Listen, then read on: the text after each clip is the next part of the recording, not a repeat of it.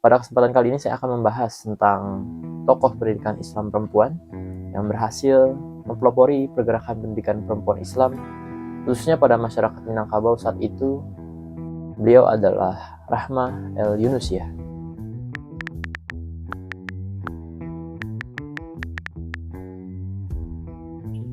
Rahmah El Yunusiyah lahir di Padang Panjang 29 Desember 1900 Masehi.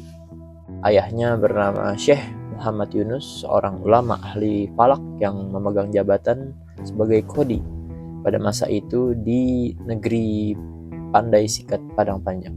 Rahmah El Yunusiyah memiliki 5 saudara dengan kakak tertuanya yang bernama Zainuddin Labai El Yunusi yang menjadi pendiri dari Diniyah School, yaitu sekolah Islam dengan kurikulum modern yang dijalankannya.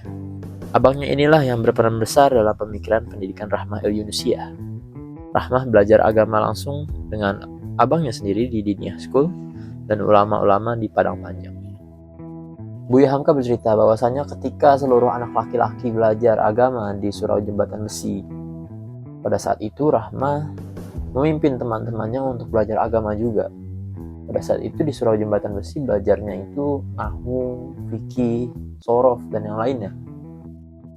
Sedangkan menurut penuturan dari Buya Hamka, pada saat itu perempuan hanya belajar di tablik-tablik saja, atau mungkin bahasa sekarangnya itu seperti ngaji kuping lah. Hal inilah yang membuat Buya Hamka mengatakan bahwasanya Rahmah ini sebagai pelopor wanita Islam untuk belajar agama.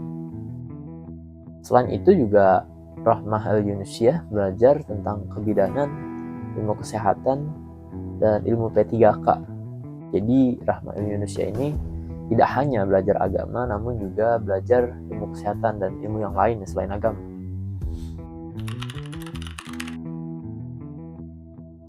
Karena pendidikan dan kebudayaan itu tidak bisa dipisahkan satu sama lainnya. Oleh karena itu, sebelum kita membahas tentang sejarah pemikiran pendidikan Islam dari Rahmah El Yunusiyah ini, perlu kita membahas sejarah dari situasi sosial yang menjadi tantangan untuk pemikiran pendidikan dari Rahmah El Yunusiyah ini. Tantangan situasi sosial yang pertama ada pada masalah tradisi pingitan dalam masyarakat Minangkabau, yaitu ketika anak-anak perempuan usia 13 tahun ke atas tidak boleh keluar rumah dan hanya bergaul dengan perempuan saja. Hal ini cukup unik ketika masyarakat adat Minangkabau yang menganut sistem matrilineal yang mengistimewakan posisi ibu dalam keluarga, tetapi ada tradisi pingitan tersebut. Masalah selanjutnya adalah konflik antara pemikiran kaum tua dan kaum muda yang saling bertentangan ketika kaum muda yang memegang konsep modernitas ditentang oleh kaum tua yang memegang konsep tradisional.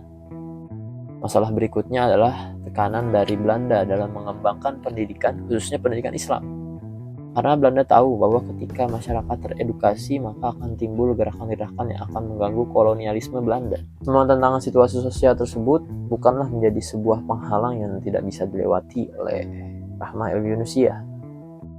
Malah dalam perjuangan pemikiran pendidikan Islamnya, Rahmah El Yunusiyah ini ingin membentuk atau membangun sekolah khusus perempuan saja, bahkan perguruan tinggi khusus perempuan saja. Terdapat filosofi menarik di balik pemikirannya tersebut.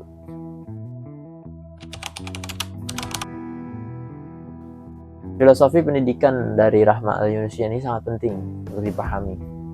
Bagi Rahmah El Yunusiyah, wanita adalah tiang dari rumah tangga, dan rumah tangga adalah tiang dari masyarakat, dan masyarakat adalah tiang dari negara. Oleh karena itu, Rahmah El Yunusiyah berharap bahwasanya melalui pendidikanlah wanita menjadi ibu yang baik dalam rumah tangga dan juga menjadi masyarakat yang baik untuk negara. Bagi Rahmah, hukum-hukum agama sangat erat kaitannya dengan perempuan. Begitu banyak masalah wanita yang tidak mungkin dibicarakan terbuka dalam sistem koedukasi seperti yang dilakukan oleh abangnya Rahmah. Bahkan Rahmah berkesimpulan, perlu adanya perguruan tinggi khusus untuk anak-anak perempuan. Alhasil melalui pemikirannya tersebut, pada tanggal 1 November 1923, Rahmah El Yunusiyah membangun sekolah khusus perempuan yang dinamakan Al-Madrasah Ad-Diniyah Lil Banat. Dan Nama itu diganti untuk lebih familiar terhadap kaum ibu dan intelektual dan kaum tradisionalis pada saat itu, menjadi Diniyah School Putri. Diniyah School Putri ini memiliki 4 jenjang pendidikan. Pertama, perguruan Diniyah Putri Menengah Pertama bagian B selama 4 tahun. Lalu berikutnya perguruan Diniyah Putri Menengah Pertama bagian C selama 2 tahun. Lalu berikutnya Kuliah Al-Mu'allimatul Islamiyah selama 3 tahun. Dan Fakultas Dirasat Islamiyah Perguruan Tinggi Diniyah Putri selama 3 tahun untuk mendapat ijazah tingkat sarjana muda.